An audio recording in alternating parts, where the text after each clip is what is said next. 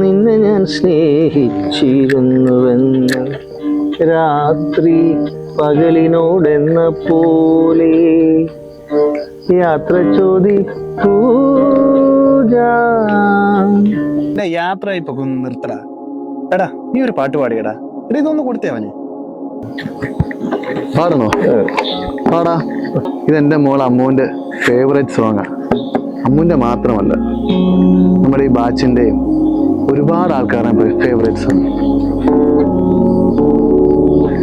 ആയിരം കണ്ണുമായി കാത്തിരുന്നു ഞാൻ, എന്നിൽ നിന്നു പറന്ന കണ്ണൂർ പൈങ്കിളി മലർത്തിങ്കിളി, പൈങ്കിളി മലർത്തിങ്കിളി.